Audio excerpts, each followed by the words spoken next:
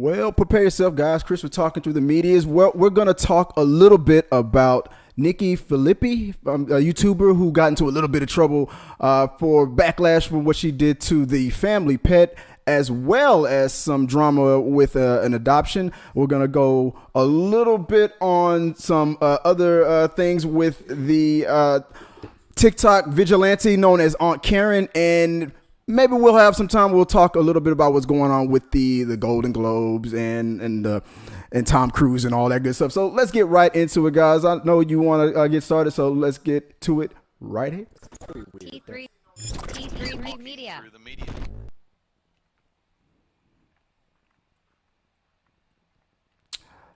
Like I said, guys, if we're going to talk a little bit about the YouTube thing with Nikki Phillippi a little bit, but before we get into everything, I want you to hit the like and subscribe button. If you haven't already become a subscriber, what are you waiting for? Do that for me. I'm doing a little bit of fundraising, guys. If you want to submit a comment or question, but you also want to support the channel, do me a favor and go straight to the tip link. Go to, Streamlabs /T3 Medias /tips. You can send in a question or comment. You also got the description of it in the chat box and with that link, and you can send in a question and send in a comment. You want me to read it, it'll pop up right in the middle of the show. You'll see something pop up right here as I'm talking live, and it just helps support the channel. We're trying to I'm set the goal a little low. I'm just doing like a $50 set of goals for today. So if we can hit that goal, I'm trying to get another piece of equipment,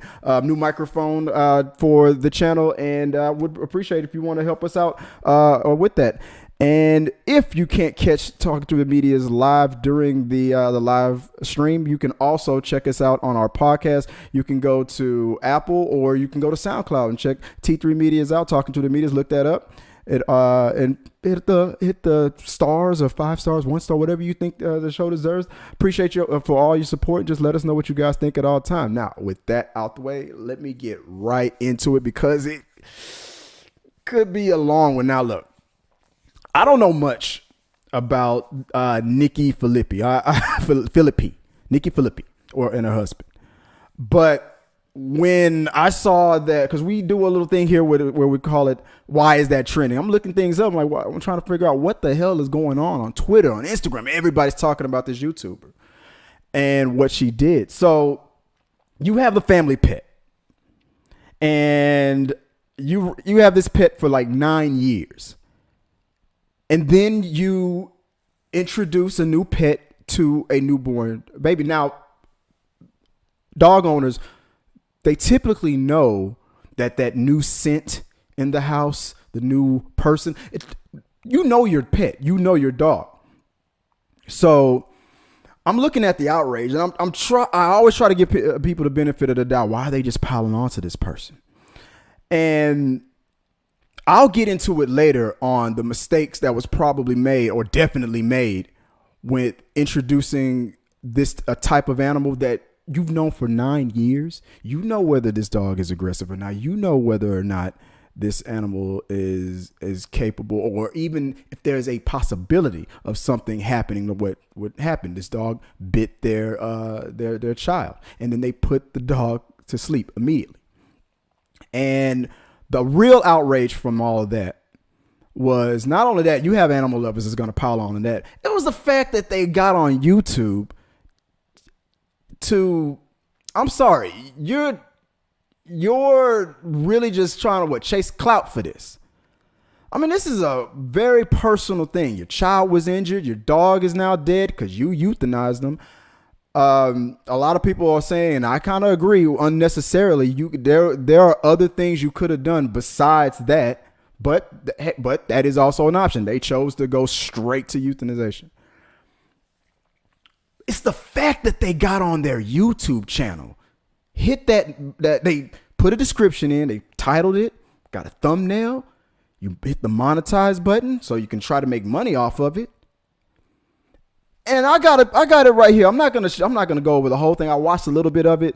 I'm not really gonna go into the whole video, but I got it queued up for us to listen to together. So here's a little bit of it.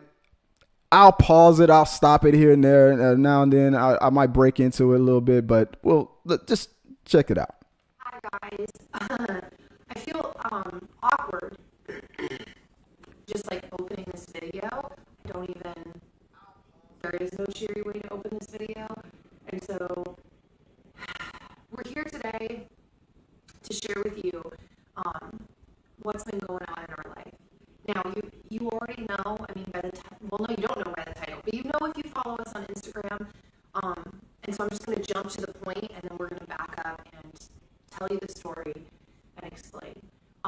So over the weekend, going into the weekend on Friday, we had to put Bowser to sleep. Man, it's so awkward saying the words. I feel like I don't even hold on. There's a little bit. Know how to quite say it. Hold on. Let me break into it real quick. Hold on. Dan is with me because Bowser was, he was our dog, but he was Dan's dog. And this was it's kind of doubling up. Let me stop that. You know, when Dan and I were first talking about this. Hold on, guys. Let me stop. Look, I'm gonna break into it right now because I could already hear it was kind of doubling up. But so I don't know what's going on with the video, and I'll try to fix it real quick while I'm talking. But the thing that upset a lot of people, and it upset me right off the bat, was the fact that it just seems so forced and so staged. It's like, hey, you know what? It'll be a good idea if we go on our channel. We got 1 million subscribers, and we can just, we talk about it. We posted it up on Instagram. Hey, just euthanize the dog, bit our child, just put him to death. We're going to talk about it live on our channel. Come check us out. It just feels so damn staged. The whole time she's talking, let me see if I can bring it back, if it'll let me. The whole time she's talking, it was like, why are you, she's like sipping, like she's like sipping coffee or whatever the hell she was drinking. And let me see, I don't know if you're hearing this now. I just felt like this whole thing what's been going on in our life. Now, was like a what the fuck moment. Well, no, you don't know by the title. Like, if you follow us on Instagram, you're joking about being cheery about this. Why would anybody want to display like that the fact that their child was attacked by a dog? Now, any other situation where it's like you're in a park, you're walking down the street and a dog attacks you or something like that, people put that stuff on the internet all the time. A child was attacked by a dog. Here's the footage. We caught it. Pray for our child. He's in the hospital. Things like that. That stuff people post stuff like that all the time. Whether or not they should, that's debatable. I probably wouldn't 9 times out of 10. That's private stuff. When we're talking about people who get on YouTube, on Instagram constantly, here's our pet, here's our loving dog, member of the family, it's been 9 years, and try to exploit this whole thing about instantly deciding to euthanize a family pet that's 9 years old, and if in the video admitting that they raised this dog in a aggressive type manner. She even tried to disassociate herself at the beginning of it. It's really his dog, but it's a family pet. And he goes off like, I know the dog was a little aggressive. Well, if you knew the dog was aggressive, look, people who feel like there is a slight chance of a situation like the dog, family pet, biting the newborn or the baby, they usually will get ahead of it and be like, I know how I raised this dog. I know how I've played with this dog. They're on their Instagram. They show how you don't think you're being aggressive, but you're amping this dog up. This dog thinks that this is the normal behavior in the house. Like you get the little dog in your hands, and the husband is like throwing the little dog in front of this bulldog, this pit bull, in an aggressive, and he's nipping at him, like trying to bite, like thinking that biting is playing. Like this whole aggressive play fighting It's just like raising a kid. If I play fight with my kids all the time, if I teach my children that yelling is the only way to really listen to me, or yelling at your brothers and sisters is the only way they're going to listen to you and stuff, then they're going to grow up thinking that that's normal. You see it all through their footage, the way they play with this dog. And then when this dog feels like, look, I've had a friend that had a similar situation. Dog that bit his little sister, close to the same age, not really, but, and it's not saying that's not a bad thing. I mean, it's terrible what happened to that little baby. I hope he's okay. But a dog, how did he put it? That dog at that moment knew in his mind or felt or was trained or led to believe by the master of the house, the owners, that dog was at a higher level than his little sister. This is my friend I'm talking about. It's like that dog in his mind outranked that little baby. Now this might not be the same situation or scenario for everybody, but having a dog that feels like it's a family protector and thing.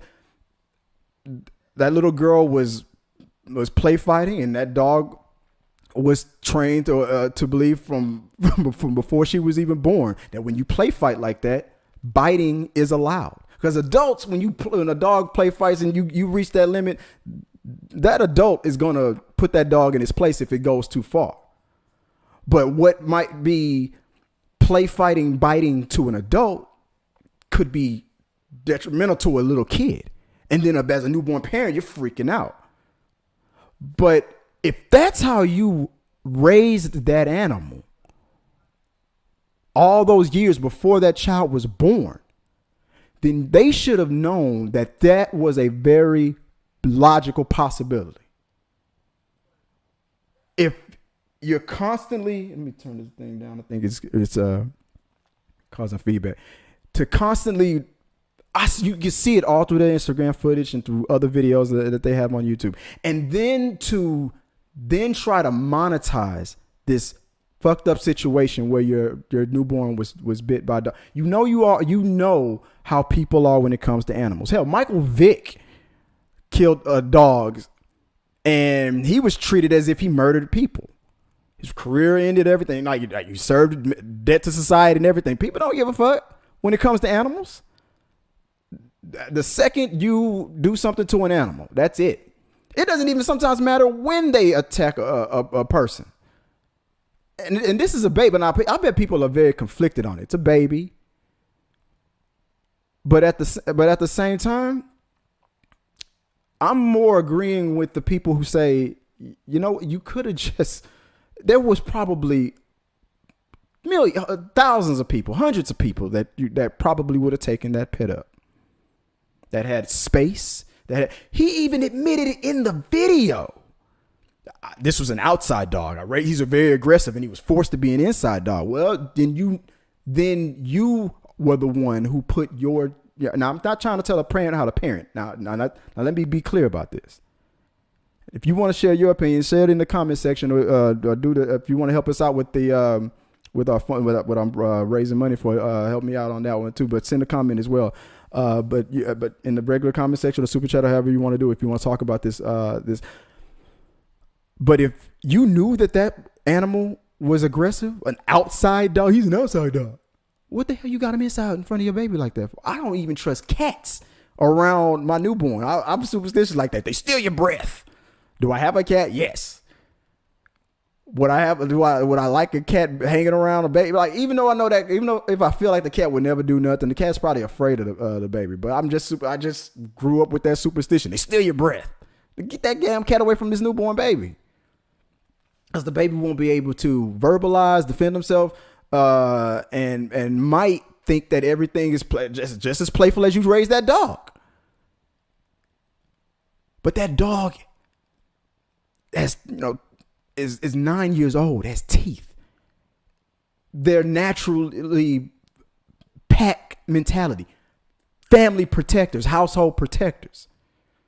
Now, if it was the same situation as my friend told me, with the whole, that dog at the moment felt like he outranked that kid, and you got a little too pushy or aggressive or was playing too much. Parents weren't monitoring him, and bam, dog went and does what some dogs will do, especially if that's the way you raise that dog. And then you punish that dog with death for doing what you've been training and allowing and having that dog do for 9 years. Accept it for 9 years. 9 years. Then bam. Only with death do you teach this dog the error of his ways. After 9 years of allowing it with yourself. That's the part that I couldn't handle. And the backlash on Twitter, everybody coming down on them, people just, going for the gusto with their comments and whatnot. I mean, look, I don't always approve of the whole way that mob mentalities, cancel culture and whatnot be trying to attack people and stuff like that. Is it all 100% fair? Probably not.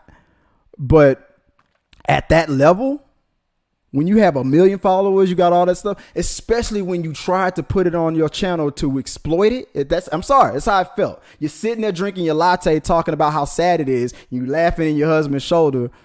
He looks like he's sitting there looking like a damn prisoner of war. Like he don't even really want to talk about any of this stuff. And just looking like a damn fool. Like, look at the way he just nodding his head. And, you can tell. I'm sorry. You can just tell to me. It just looks like that way to me. That this was all her idea. Hey, babe, I got an idea. Let's fire up the camera. Look at the way he's sitting there. He didn't want to be. He don't even want to do this shit. Like she said, that was his dog. But people want to chase. They just want to exploit shit for the wrong reasons, and it backfired. And now they on their YouTube channel. They cutting off the comments. They don't want to hear it no more. Hey, I don't like all the comments I get either, but it's fair game. And I'm sorry, at that level with all those followers, you should have known better. You knew how people were going to react to something like that. And then on another situation, after the fact, it was brought up about how when they were looking to adopt, they were focused on adopting a child from Thailand, I think is what it said. YouTubers Nikki and Dan Phillippi had sparked yet more furious debate, this time for giving up an adoption from Thailand after learning that their child wouldn't be allowed on social media. That one of the stipulations from adopting a baby from overseas, from that country, is don't put them on social media like that. And I guess they were like, hey, yeah, well, if we can't put this kid on social media, then we don't want that kid, because over here in this house, it's more important to get clicks and get likes versus adopting a baby who probably would have been happy in this home, loved them as parents, probably would have been raised out in an outstanding upbringing or whatever. I mean, I don't know much about their personal life. I don't care. But maybe they would have been great parents to that child. But it's like, oh, sorry. I said I was going to adopt you, but I can't get clicks from this adoption. So we're going to go another. It pissed me off. The celeb couple came under fire last week after admitting that they put their dog down, blah, blah, blah. But now the plot is thickening, as video of Nikki YouTube page has reemerged of the couple in the midst of their adoption journey back in 2018, uploaded to Reddit. The clip shows Nikki telling her channel viewers and subscribers, now at 141 million, goddamn, and 1.28 million, retrospectively, that she and her husband were hoping to adopt from Thailand. She explained that the country has unique laws which remain in place for 12 months after the child is adopted. After you pick up your child, they are your child, but you are not allowed to talk about them or share any image, photos, videos, anything about them online for a year.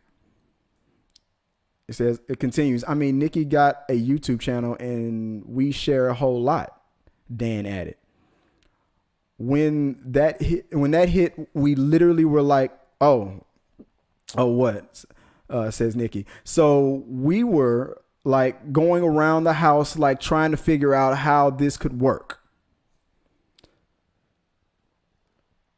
If you really care about this child and want this baby, then you just abide by that rule. Just don't put anything up online. What do you need? What do people need? This need to brag and to show off their personal. If the welfare of the child is the most important thing, seemingly, then okay, I can handle it. But this is the time when we can get the most likes and the most. She's at the most cutest age right now. We can really exploit this.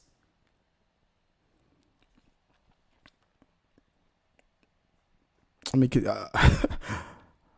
we're like, all right, let's pray about it. Let's pray about it. Let's sleep on it, and then let's see how we feel in the morning. The couple concluded that after talking to loved ones, adoption wasn't right for them. That's it. After praying on it, what happened to praying on it and sleeping on it? We're gonna pray on it, sleep on it, then we're gonna talk. We're gonna. Who convinced? Nobody convinced them. Nobody on the outside of that house convinced them. They made that conclusion up for themselves. That was their conclusion. I'm sorry. You can't convince me otherwise. That was the conclusion. A little bit. The reason why that story kind of got under my skin is because I knew somebody like that. So a person I used to work for who had, her and her husband was having issues with childbirth. They wanted to adopt. This woman, he secretly admitted, in private with the guys that, he really didn't want children or didn't care that much about it. He just wanted her to be happy. It's like, okay, that was a recipe for a disaster. And they were focused on adopting from Africa. They're a white couple and they want to adopt from Africa. That's fine. I'm okay with that. That's fine with me. But it seemed like the more and more I kept hearing them talk about it or her talk about it, it seemed like that little tidbit, that little bit of information was the most important part. It started to feel like a look at me, I'm willing to adopt babies from Africa. And it got to a point where it started to feel like the look of it was the most important thing about it. Now, okay, that's fine. They accomplished their goal. Long story short, they were stealing money from their employees. I being one of them. I wasn't one of the ones that they stole from because I was smart enough not to let that happen to me. But they were stealing money from them. So it was in a situation where they couldn't adopt. I guess they said they made a certain amount of money and they had to keep that image alive and keep that in the bank. So they would tell their employees that, the payments would be delayed and people were owed money I guess to keep it in the bank so they could make this adoption happen. And by the time they got their kid, not one but two children from that country, they skipped town. They owed hundreds of thousands of dollars to their employees. Checked out. She still has the babies. And then the suspicion of whether or not that marriage would even survive. I'm not naming names. That we were right about the guys. We were right about that because they split up after, because he admitted it. He was like, he didn't really want any kids. He was just trying to make her happy. Well, she has them now. Then she got a lawsuit. So it's like these people that I knew went to the extreme of ripping off their friends and employees to keep this image alive. This, look at me, look how great I am. I'm willing to adopt these African children and accept them into our home. So to make that happen, you ripped off your friends and your employees and got sued for it. When they wouldn't have gone through an iota of that drama by just adopting if it was that situation where ripping off people to make this adoption happen was an option, then why not just adopt from within the states where you would not have had to go through a tenth of that drama? But it was about the look. And I'm sorry, that's what this Nikki Phillippi, whatever they're called, that's what it reminded me of. When they were told that they could not use their adoption on their YouTube channel, they euthanized that mission. Just to link it back to what happened with that dog. So, I mean, that's how I feel about it. And look, I don't care about their ideology, their personal politics. I don't care about any of that. We don't, from what I understand, we don't have that much in common. But I am a parent. So I don't know. It's based on what happened with their family pet, based on what happened with how they feel about adopting. If they can't link an adoption, if getting it on your YouTube channel is more important than the adoption, I don't know. It's something about priorities that seems to be missing in this whole mentality of these people. That's my opinion on it. Let me know what you guys think about it, and if we want to talk about it, let me put it in the box below, and we'll talk about it more. We got your mail. All right. So there is a person on TikTok that I want to talk about. Her name is at TikTok. You can go to Aunt Karen and then the number 0. She's known as like a TikTok vigilante. Like social justice is what she's known for. She really, what she does is she calls people out on racism and their bullshit when they're online being low key racist or straight up racist, and she's good at it. She's put a lot of people on blast. And what she's done recently will kind of, I hope it impressed you, because it impressed the hell out of me. So I'm going to play, I snipped together like 3 of her TikTok videos, because she came upon the news that there was someone in Oklahoma who was sending threatening text messages and talking about hurting or killing black people just because he hates them. And there was really no awareness of it. Whoever this person was texting his friend, bragging about it, bitching about it, complaining, I'm going to kill these people, I'm going to do this, I'm going to do that. And no one was doing anything about it, even though his own friend was kind of putting him on blast with the text messages. So Aunt Karen gets involved in it. And this is pretty much what happened.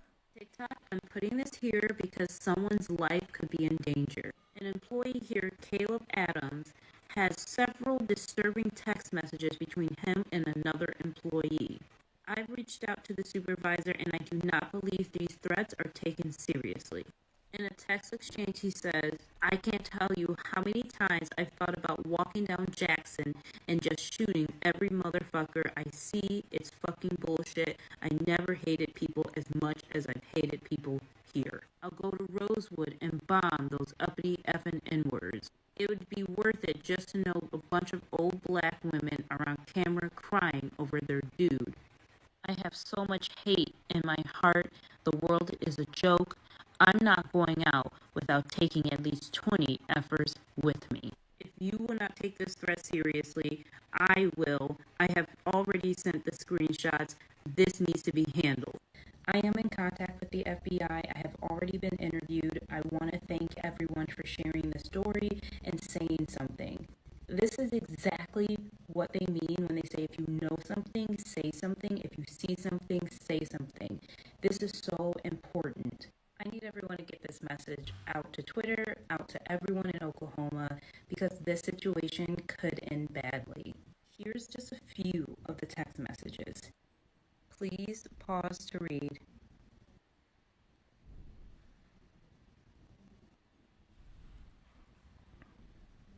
Please share this to Twitter. Please share this on TikTok, guys. We have to get the word out.